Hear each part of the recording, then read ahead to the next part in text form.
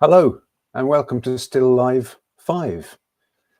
So how are you? And let me just check the software to make sure that I am all okay. This is in. Can you hear me? Can you hear me? Let's get rid of that bloody thing. How do I do that? Get off. Yeah. Get out of there. All this bloody software stuff. How do I do that? Get away. Get that out of here. Video. That's it. That's better. So I hope you're all okay. Let me see how I manage this. There you go. So who's with me? There's something in the chat. Oh, here. Hello. Keith. How are you doing? And Miles, how are you doing? Loud and clear. That's brilliant, isn't it? So maybe I'm getting better at this kind of malarkey. So yes. So welcome to another sort of episode of me crapping on about whatever comes into my head at the time. But I do have a little development which I'll tell you about now. Is I was talking to a friend of mine who lives in Nantes in France, and so I'll be talking to her on a live stream. She's an illustrator, an artist, and teacher, and she's Irish. She left Dublin 30 years ago and went to live in France. Got married there, had children, and she's had a very sort of good and varied career with her artwork. I was just online to her and asked her whether she'd participate, and said she would. So maybe that'll be in a couple of weeks, but I will let you know anyway. So I was wondering if any of you had any questions from the last couple of live streams that I had. I can answer them now, because what I wanted to show you is, I don't know, have any of you seen my website, McSherryStudio.com? There's plenty of work on it that you can check out. Give me a thumbs up if you have seen the website. If not, I might just take you through it and bore the pants off you. So nothing, no. Well, I suppose let me tell you about my week as well. So, so last night, or the night before last, I managed to do a little bit of sculpture. You have? Okay, all right. So perhaps I shouldn't actually sort of bore you with it, but it'll actually help me sort of test out the limitations of me and the software. So I might show it to you anyway, if you don't mind. And I'll talk through some of the work that's on it. You'll check it out now, actually, Miles. But yeah, thank you for getting back to me. Where was I? Oh, yeah, so the week that's in it, I've been preparing for my classes, which start again next week, the live in-person classes, and in Harold's Cross. So much of the week has been spent in administration, which I don't know about you, but every time I start to do any kind of admin in the morning, that's it for the day. I can't do any creative work. It just seems to be a completely different part of my brain that I can't sort of marry the two very easily. So I have to wait until the next day before I actually ever attempt to do anything creative. So, and that's what happened today as well. I got involved in doing stuff for the website and preparation, inviting new people to the class and all that, and that was it. That was the end of the day. Apart from cooking, I did nothing creative. So let me just check out this first of all. Let me share a website. I want to go through one of my old exhibitions. Add to share screen. How do I do that? share. I'm not going to share in 1080p. Let's share. Here we go. Screen. I understand. Yes, this one here. Share. Right. Okay. So this was an exhibition that I did in town. I hired a gallery and had an exhibition, because my aim in all of this is to let me just check to see if this is working. Yeah, you can still see me. Yeah, my aim is to have an exhibition, or it was to have an exhibition every year and show the work that I've done all through the year, because there's no point I've found in waiting on galleries. They don't come knocking at your door, and they've got too much on their plate, too many overheads. And I always felt when I was in galleries that my work suffered, because I'd start, such as my personality, I'd start sort of to think that I should be creating work that they sold the last time. If you see what I mean? Repetitious work. I just can't help myself. It seems to be a function of my personality. I'm better off when I'm stuck out here on my own, painting with my own thoughts, no matter how sort of poor they might be. But that's what happens to me anyway. So I've kind of avoided commercial galleries. And my favorite, I was talking with Siobhan about this earlier on, my favorite activity is to actually have shows in cultural events. And I've done that a few times. For example, one year, just for a matter of a month, I got into Le Louvre in France. It's a section of Le Louvre which deals with what they call art. What do they call it? Art, les arts décoratifs. Okay, so basically it's illustration and kind of craft art, with a high degree of craft in it. So I got into that. Hello, Oklahoma. How are you doing, Oscar? How are you doing? Were you here before? Perhaps. Anyway, but you're welcome anyway. I'm just talking about an exhibition that I had in 2016, I think it was, it says there. I just wanted to take you through some of the work, because I thought it was a vintage year for me anyway. So let me go back and I'll take you through them. Is that okay with everyone? Okay, so let me check this here. Okay, so this is the painting that sold first, and I was very, very surprised. And it's called Cho-Cho-Cho-san. Okay, so I've always been interested in Japanese culture, and just adding a little bit of surrealism to this. And it was small. It was kind of just a bit bigger than postcard size, really. But it was the first painting to have sold in the exhibition, and I was absolutely, I was astonished and I'm delighted, of course. So that was Cho-Cho-Cho-san. Obviously, you know that Cho-Cho-san comes from the opera, doesn't it? The light opera, Mikado, isn't it? I think it's the Mikado. Anyway, and then there's this character. He's obviously he's put on a bit of weight since I painted this. But can I? Oh no, sorry. Let's go back. And is it possible to actually increase the size? Maybe not. Okay. Yeah, so that's, I can never remember his name. Is it Kim Il-sung or Kim Sung-un or whatever? It's the latest guy anyway. I just put him in a surreal context of an advertisement for Irish sausages, pre-fried sausages. And I found an antique frame and I put it in that to just lend a little bit of something to weight to the painting. And so I put as much work into that, refurbishing that frame as I did with everything else. And my mother was a nurse, and I've always been fascinated by the stylishness of the uniforms from those days. So I've done several nurse paintings, and they're never the kind of nurses that you get these days. I'm talking about in terms of style, these kind of sexless uniforms, the scrubs that they wear, that you're not sure if you're dealing with a surgeon or a cleaner. That's what it's like here anyway. So I think you're supposed to be able to tell from the color, but I never can. Especially if you're not in the frame of mind to be sort of differentiating between colors of uniforms when you're in hospital. So that's a small one. That's a 6" by 6" painting there. This one's a slightly bigger, so more like 16 by 20, and more along the surreal vein.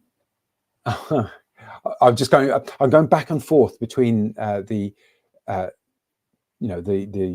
web page that I'm showing, because I have to get in there to actually sort of move the pictures along, and coming back to this Talk Studio live stream thing where I can see your comments. So excuse me if I don't answer directly. Oh, Astrid, wow, Johannesburg, that's amazing. A place that I would dearly love to visit, especially since it's on the same timeline as Greenwich Mean Time, I believe, or at least part of it is anyway. And so I could actually work from there at the same time as everybody else is working here. Might try it. I'll have your recommendations. Yes, okay, yes, yeah, I saw that, Oscar. Yeah, you're from Mexico. Yes, I do remember actually the last time you were here. So let me flip back to the thing.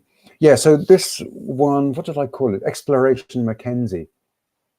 You know, a lot of the art is entitling, I find, because when I was painting it, I wasn't thinking of Exploration Mackenzie. I just needed to come up with a name for him at the end of it. And so, you know, there he is holding an assegai, some kind of, I think is a Zulu spear. You might know something more about that, Astrid, but and some kind of African headdress. Obviously, he's been in Africa, and he's holding the shrunken head of the Bishop of Elphin. There is an Elphin in Ireland, you know, so and you can see Queen Victoria there behind him. Yeah. So Victoriano I always find very interesting because everyone was so upright and rigid in their views and in the manners and the way they dressed, and they're absolutely up for a piss taking, if you understand what I mean. If you're not from the British Isles, it may be sort of ribbing anyway. An Irish historical character, Owen Rua O'Neill, who was one of the what they call in Ireland the flight of the Earls, who took flight after the Battle of Aughrim, where Gaelic Ireland was lost. I think 16. You might be able to correct me. 16. It's either 1601 or 1643. I can't remember. Maybe Cromwell 1643. So it was before that. It was just after the time of Henry Tudor, and I just sort of wanted to paint him because I found a reference to him anyway. And I'm sure that nobody really knows what he looked like. Some more sort of. I'm very interested in illustration, pop art, and science fiction. I suppose over the years, when I was a kid, you know, 16, a teenager, I used to read science fiction books by the hundred. I had stacks of them because there used to be a second-hand bookshop around the corner from me. I used to go in there and get out whatever that I could get out of them. So, you know, Isaac Asimov, Ursula Le Guin, Philip K. Dick, all those books used to turn up in this bookshop, and I used to get them.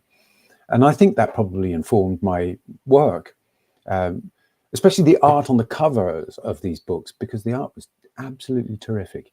And going back to influences, I did a live stream a couple of a few weeks ago, about influences, and Edward Hopper.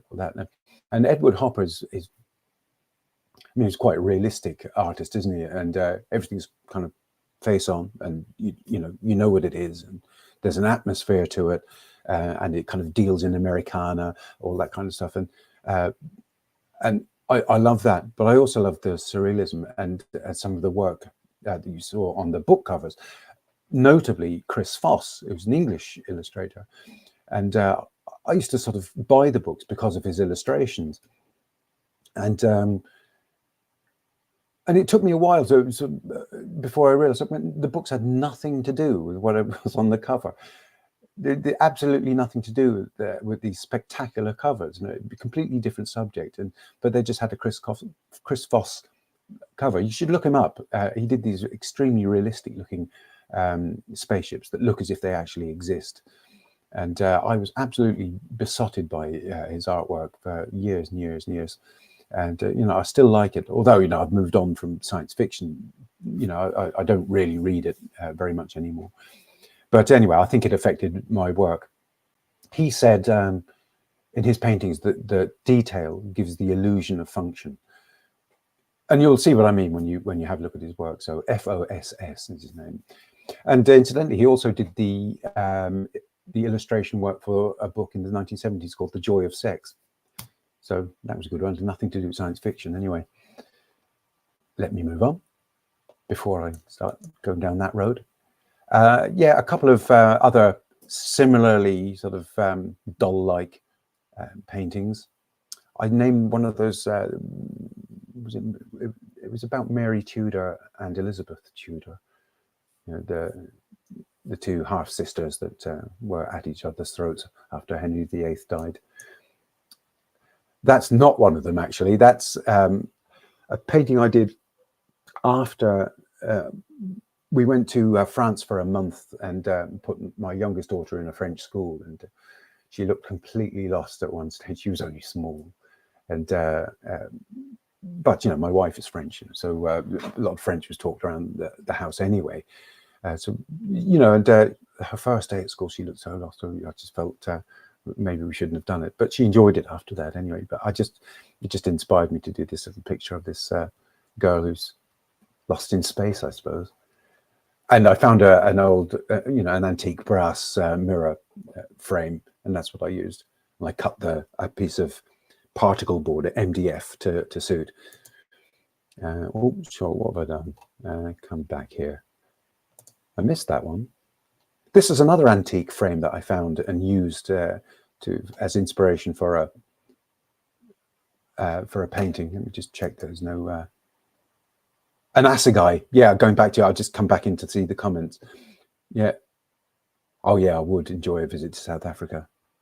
Wouldn't like to be on the wrong end of an assegai though. Let me have a look. Yeah, so yes, yeah, Victoriana does sort of speak to me. I think I grew up Victorian. I grew up in England. You could probably tell by my accent. I've spent more of my life in Ireland, but my formative years up until 26 was spent in Britain. And I went to a grammar school, and you know, grammar schools were kind of a way of affording kind of classical education to people who couldn't afford it, really. I suppose people who wouldn't be able to go to public school. I think that was the reasoning behind it. I'm not altogether clear on it, but so I ended up there, and I kind of, it was a bit too academic for me, actually.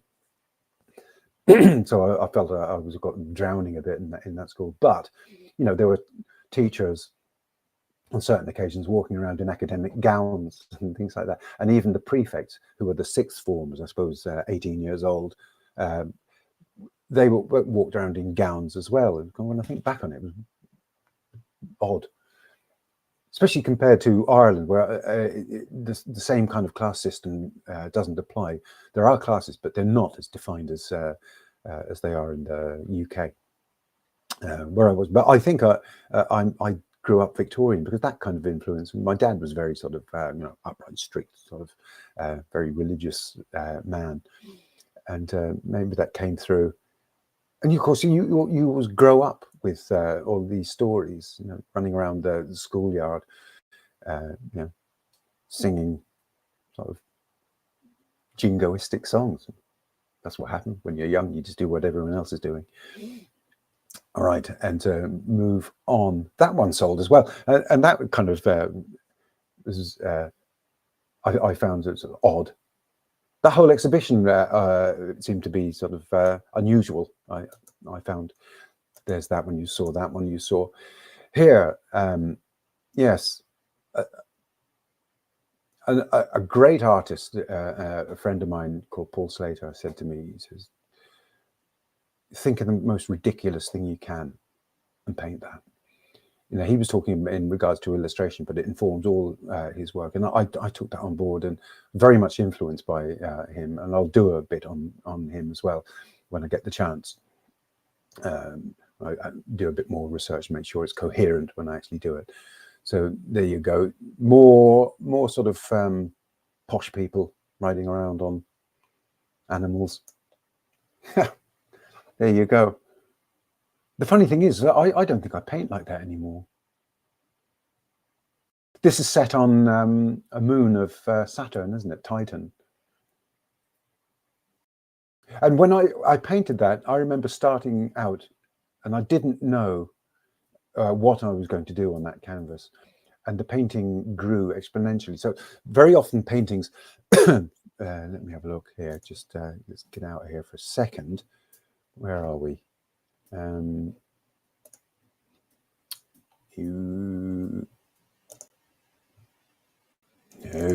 I don't stream. That's not what I meant to do at all.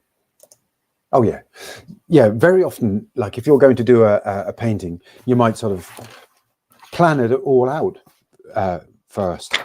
You know, you might sort of say, draw it out a couple of times. Actually, in fact, is what I did do for this. Yeah. So look, there's some really initial sketches. Then I worked it up into a more finished drawing. And then I also, for color, checked out how am I going to color these characters in it. So that would be a way of starting painting. It would be kind of a very formal way of starting a painting. But sometimes I just start the painting and I do a monochrome underpainting.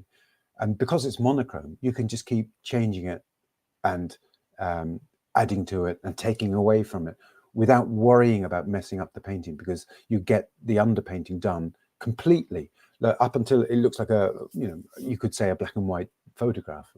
In my case, it'd be kind of sepia tone because I like to do a warm underpainting.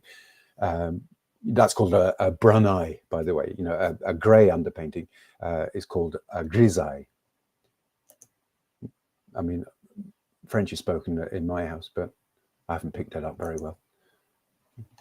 Grisaille, yeah. And so I do a brun eye, it's kind of brownish.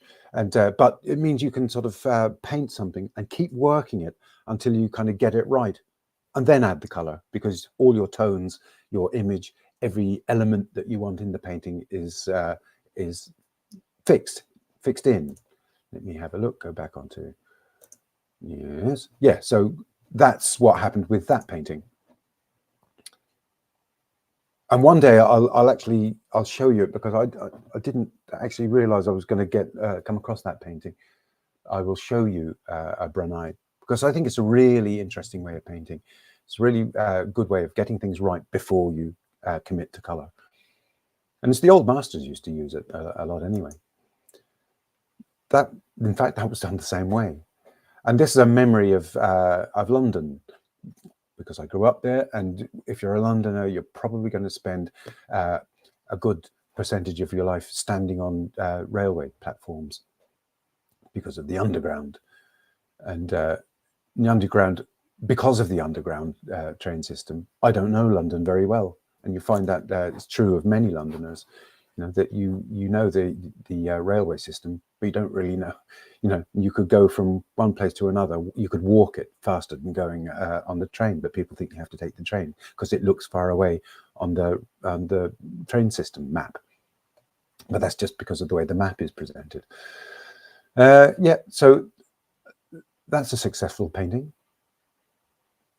It didn't sell. I still have it, but I really sort of love that one because it's a part of my youth. You may have seen that one before. That was in that exhibition. That's based off an Edward Hopper painting, Early Sunday Morning. That one's done in acrylics. The other one so far done in oils. An illustration, because at that point I was at the junction between sort of being a working illustrator and working for the newspapers, and becoming more and more of what they call a fine artist, which is just painting paintings for the sake of painting.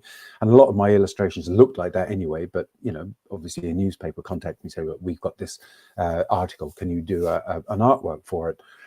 But I always tried to get as much of myself into the artwork as possible. But this was done off my own bat. It wasn't for anything. I just thought, one sort of drenching Irish summer, you know, of wondering why people actually come here on holiday, and they're very often not prepared for the rain, especially in the West. And so a lot of the Irish music festivals are set in the West, you know, because there's still a lot of the Irish speaking culture there, and there's a lot of music. It's a great place to go. Don't let me put you off. You know, I think there's no such thing as sort of bad weather. It's only bad clothing, isn't it? What they say. Yeah, Ireland, June to August. So they're all doing their river dance in the rain. Another one that was based on Queen Elizabeth I. Okay. That may have been Bloody Mary, that one. And this one, the use of gold leaf on a painting. This one was, actually this one's acrylics as well, acrylics with gold leaf, because I wasn't sure at the time, and I'm still not, to be quite honest, if you can put gold leaf over oils. Maybe you know, but so I did it in acrylics. And it was essentially to commemorate a time, just a moment in our childhoods when we went from London to South Kerry, which seems like it's not very long. If you look on the map, especially from Oklahoma or South Africa, you think, well, we're worried about a little distance like that. But it's kind of a long way at the roads at the time, 1972, I think this was. And my dad did it on a Honda 90, which is a very small engined step-through motorcycle, which he used to go to work on. And I don't know how he didn't sort of fall off through sleep, you know, falling asleep at the handlebars. And that's my eldest brother there on the back. And this quote is from the Irish translation by, I think it's by Alexander Pope, of a couple of lines from the Odyssey. You know, because I wanted something to do with Odyssey, because it was a very long journey to undertake for a fantastic holiday. And actually, I do recommend that place. If you go to it, Cahersiveen, it's called. It's a beautiful area, and if you ever come to Ireland, you should head down there. And that says, in my poor Irish, "Ta farigi arda is iliamad." Was it Reanta Sleva Adrian? My Irish isn't good. It used to be a lot better before I came to Ireland, actually, because my dad used to speak Irish at home. So it means far away. Was it no waves? High waves. Ta farigi arda, high waves. Is Iliamad Reanta, and high mountain ranges are between us. So I mean, it's a quote from the Homer's Odyssey. And I went and got the Irish checked by a couple of Irish speakers before I committed it to paint, because the last thing you want for posterity is a spelling mistake in somebody else's language. Anyway, so that was that one. I called it Odyssey. Yeah. Another oddity, another antique frame. So whenever I saw old frames that looked as if they might be useful, I'd go into charity shops or wherever I'd find them, auctions, and buy them. So what's that called? The inscrutable ones. Yeah. Oh, and then we're back to that. So that's the end of that little tour. So let me come back to the chat, see if there's anything in there. Chat. Where are you? Oh. Let me go through some of these chats. Astrid, let me. Yes, okay. And would you sell some drawing that you painted when you worked for the magazine? I mean, I do have them for sale. I haven't. I don't have all of them, but I have quite a few of them. I've yet to actually sort of commit a lot of them to my website. Although I think I may have. My website is so huge. I'll put them up and I'll direct you to it. You can have a look yourself, and then maybe get in contact with me privately, Oscar, and we'll see. But it's not that I'm completely disorganized. It took me. It's just an unreal amount of work goes into every time you do anything to a web page, first of all, it takes ages, and second of all, it seems to breed 5 other things to do. And, you know, that's on top of the other stuff to do. I'm making excuses now, and I shouldn't be anyway, but there you go.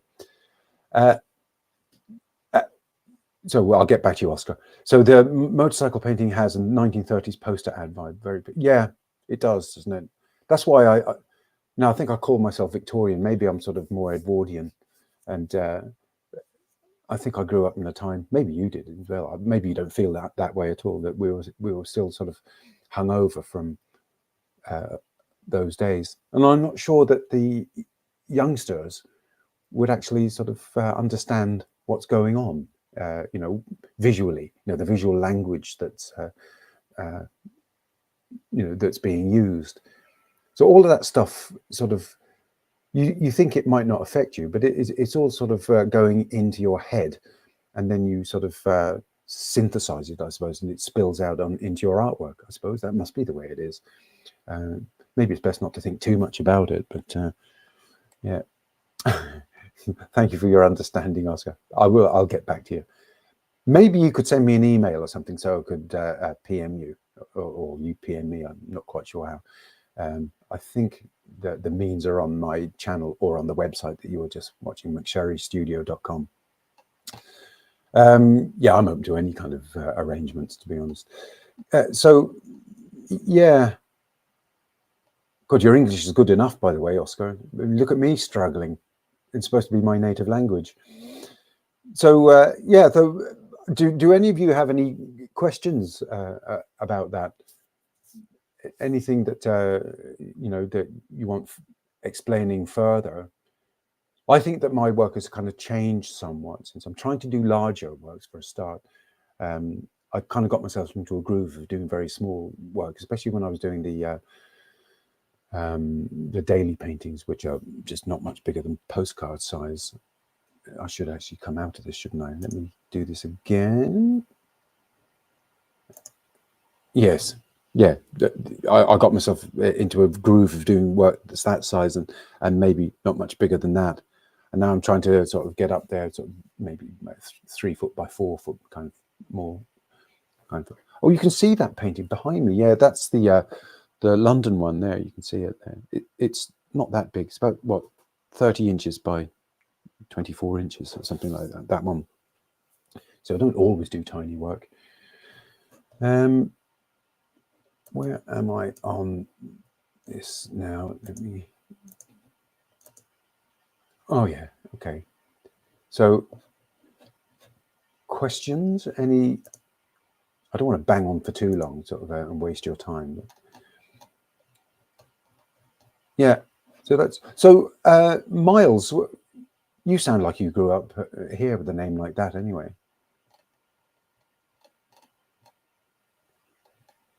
Maybe you did. And is it you're in Cornwall, is it, or you in Harold's Cross? Oh, God, do you remember now? Yeah, I should have a list in front of me, shouldn't I? Yeah. So yeah. So I think unless you have any sort of questions, I'll sign off today, and I'll come back to you with news about an interview with Siobhan Gately, you know, and her story, because, you know, she's got a very interesting story, managing to carve out a life for herself in France. Ah, right, Miles. Yeah, okay. Brighton. A few times I went there on my scooter. Well, yeah. I have to apologise on behalf of all my friends. So the really thick, poster paints, yeah. I do remember them. Well, you're not using those, are you? Let me just put that up. So, no, I just got a question here, and I do remember poster paints, and I think poster paints were really made for school children, I think. So when you got into painting properly with that kind of paint, you would have been using gouache instead. It seemed to be the same kind of formulation, except maybe the pigment load wasn't as much. I'm not sure about that, but I think that's why they call them poster paints and not gouache. But if you use gouache, you get the same kind of effect, except really very punchy pigments. I love gouache. Yeah. So yeah, thank you for that. And I'll just hide out on stream so we finish that little segment. Yeah. Okay. So I'll talk to you next week. Yeah. Yes, I know. Yeah, I remember. I do remember using them at school. In fact, I found in a charity shop near me this art powder color. I bought it just because it just looked like something from when I went to primary school. So I actually don't know what the quality is or anything, but since they call it art powder color, it's probably not great quality, and it's probably the stuff that they used in schools. Let me open it. So, crikey, it's a really sort of nauseating purple. It's like those penny chews that you used to get in the shops. Yeah, I haven't used it. I think it is for the kids. I just buy stuff, as I see it, and then it never gets used. It'll just be handed on as some kind of heirloom after I pass on. Yeah. So look, I'll end it now. Thank you very, very much, everybody, for coming to this again, and it'll be the same time, the same channel. Oh, maybe one of you could answer me. I've had a bit of trouble. So I scheduled a live stream in YouTube, and then when I got to this software that I'm using, it seemed to start its own live stream. Is that confusing people? Are you going to the thing that I scheduled last week and then expecting that to come live, and then you see my other one coming up instead? I'm not exactly sure what people are seeing in that sense. I think I should have scheduled it through the software here. So I'm getting there. This will all work out in the end. You don't seem to be too confused, so I'll end it there. Have a lovely week. Okay. I hope you have spend your weekend creating art, or at least something. For New Year's Day, I went into, because my wife is away at the moment in France seeing her family. I was basically on my own. I was happy to be on my own, and I went to my local pub in a place called Rathmines, called Slattery's. Great pub. If you're ever in Dublin, you should go there.